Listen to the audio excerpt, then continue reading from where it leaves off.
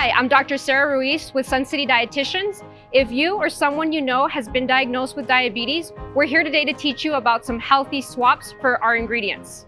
Let's talk about our carbohydrates. So carbohydrates have a bad reputation for being high in sugar, and sometimes we try to avoid them when we've been diagnosed with diabetes. So what we could do instead is swap them for other ingredients. So if you don't have something like potato, or you're looking for a lower starch option, you can choose something like a carrot, and these are really good substitutes, whether it's for roasting or even making a sauce. Carrots are very versatile.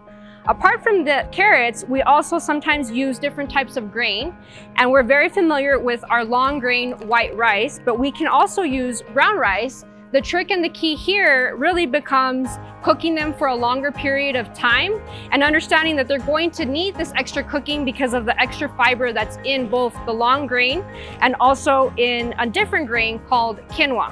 So I really like quinoa because when we're talking about rice comparisons, it's my go-to grain that also is a seed, that also is a protein, but it's very fibrous. And I took a look at the label and it has at least 3 grams of fiber per serving, also making it a complete protein, which can be both filling and also allows for stabilization in our blood sugar.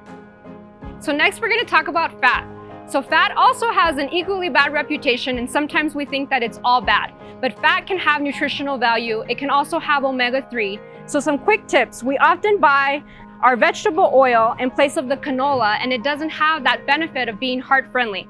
So when you're at the store, you want to purchase canola oil for cooking. It has a very high heat tolerance. And if I'm talking about making a salad dressing, I'm probably going to go with an extra virgin olive oil.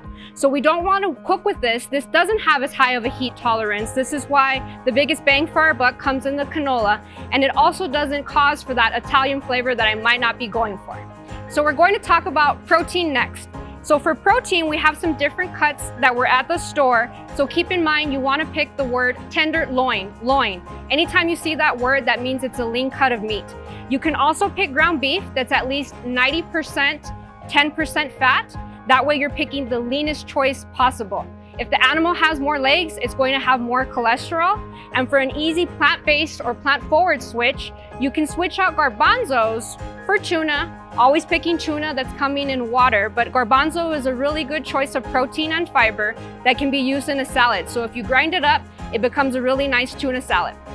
I hope you learned some tips for swapping out for healthy ingredients. Stay tuned for some more videos. I'm Dr. Sarah Ruiz with Sun City Dietitians.